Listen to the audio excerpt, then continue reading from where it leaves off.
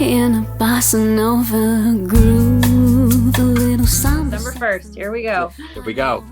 Well, it's Uh, great to catch up with you. I was looking back at our yeah. history and we hmm spoke. It's weird. I released our first interview on March 16th of 2020.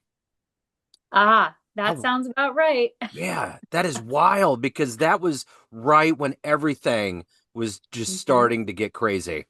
Yes. Yep. I So, released that album in April of 2020. okay. So we were Yeah. doing it right before that. It's wild. And then we caught up Yeah. in 2022 for a Christmas album. And Yes. now this project, Stories in Pink, is really an eclectic collection of all kinds of things that go Oh, yeah. all over the place. So my question to you is, how long were you thinking about doing this album? How long were you sketching this out? So it all started when I released Tickled Pink, the single that's actually on the album as well. We did an album edit of it, and that was released in May of 2024. So last spring, summer. And yeah, that had a very bossa pop vibe to it. Yeah. And that was kind of the start of it all. After that, so my collaborating partner Eric Todd and I, who wrote the songs on the album, also produced them.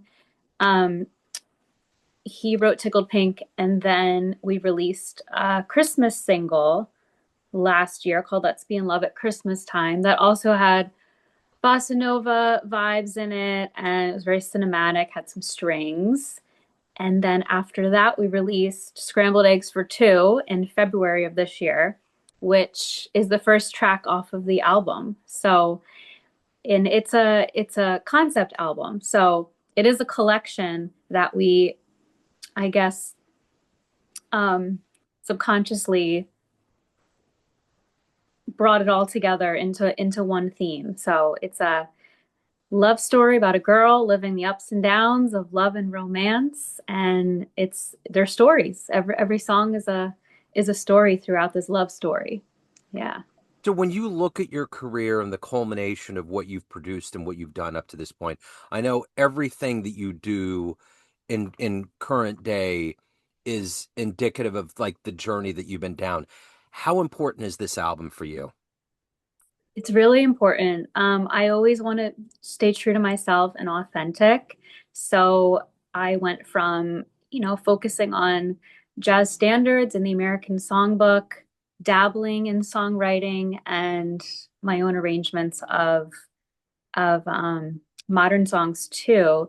So this is really important because it's introducing new songs that have been described as standards we've never heard before, which means a lot to me. The lyrics are timeless, the sound is cinematic, and it really helps tell my story and evolve into the artist that I want to be. So my hope is to reach new generations with this album, a broader audience, and yeah, it's the evolvement. Is that a word? Yeah, it is now. Evolvement of my career. So, One of the things about Boss is it's such a special ingredient that gets mixed into the jazz world, and there's such a backdrop to it. There's such a history to it. What was your history with falling in love with bossa? How did that become a texture of mm, your sound? boy, how did it become? Well, let's see. I think when I collaborated with a guitarist for the first time early on in my jazz career, um, that was a style that he introduced to me, and I just fell in love with it. I have zero Brazilian blood in me, at least I don't think I do, but there's something just I think it's the groove of it, and it just matches my my I don't know. It matches me Sure. as an artist. Yeah. Uh, and almost all of my arrangements, become a bossa in some way. So, Is Yeah. is there a bossa nova album that's top on your list that you've loved listening to in your life? I think most recently the Sergio Mendes one. I've been listening to that a lot recently. Anything Astro Gilberto. Yeah, Yeah. I don't think there's one album. I think it's just a collection of songs that yeah. yeah. It's a continuation.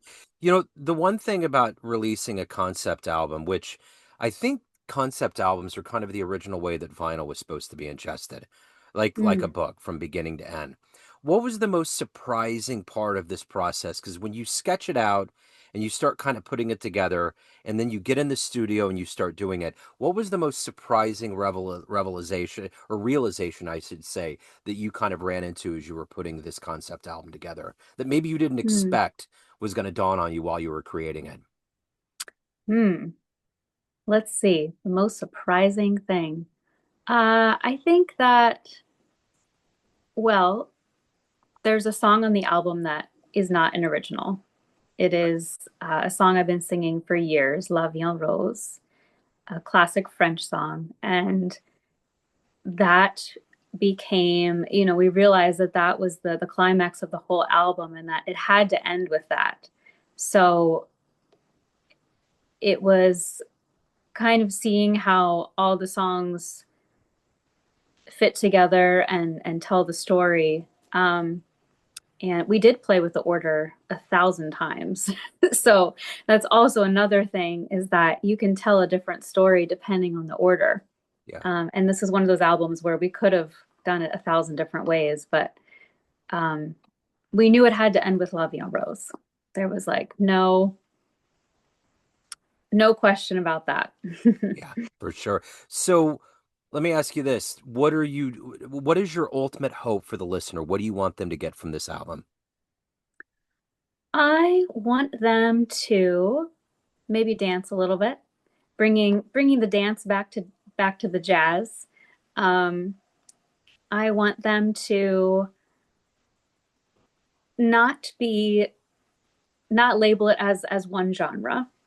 Um, we like to say that the jazz audience, not everybody in the jazz audience is gonna like it. The jazz police are gonna have something to say, but yeah, just I hope it reaches them and they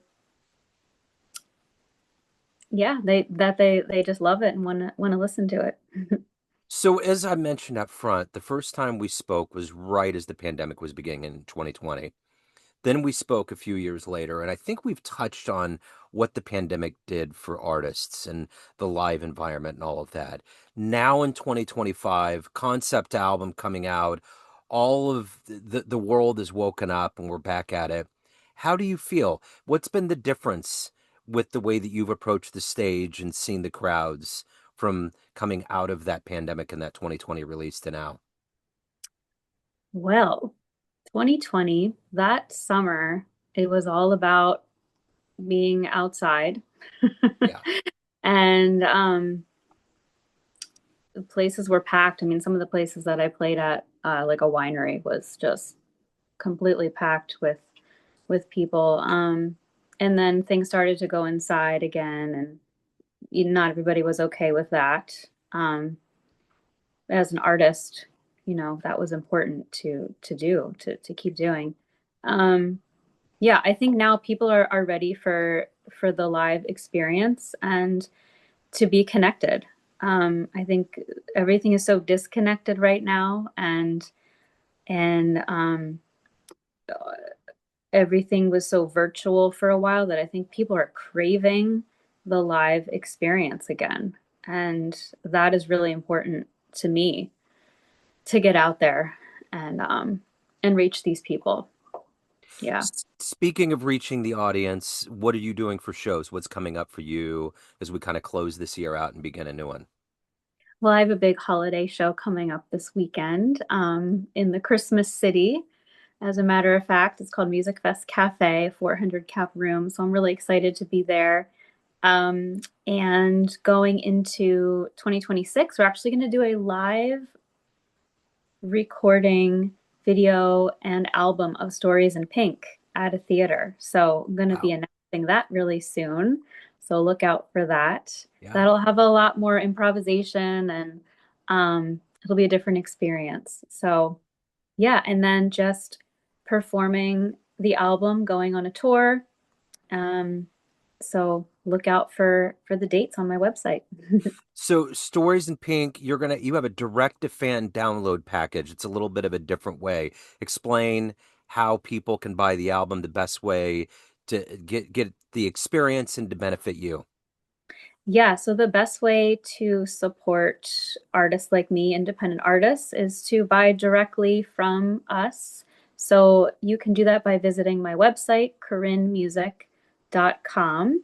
And what you can purchase there is the digital download of the album. It includes the liner notes, the lyrics, some photos, and by downloading, you are directly supporting the artist, and you can also add it to your Spotify or Apple library and listen there too. Um, and also the physical CD as well for those who still like the physical. I will sign it for you. Yeah, and there's t-shirts and all kinds of stuff there too. Cool. But yeah, we're sending people to the website and not to streaming necessarily. So it's a concept album, and everybody should understand there's one Christmas song on there. You're coming out of the Christmas city, so for those that want to get into the flair of the season, it's on there. But a lot of this is really a story, and it's wonderful. So I will put a link up on the show notes for people to directly download it, and for the dates that you'll have for performances. So it's great to catch back up with you. Thank you so much for taking a minute out today. I appreciate it. Thank you, Joe. So good to talk to you too, and have a great holiday season. You too. Thank you.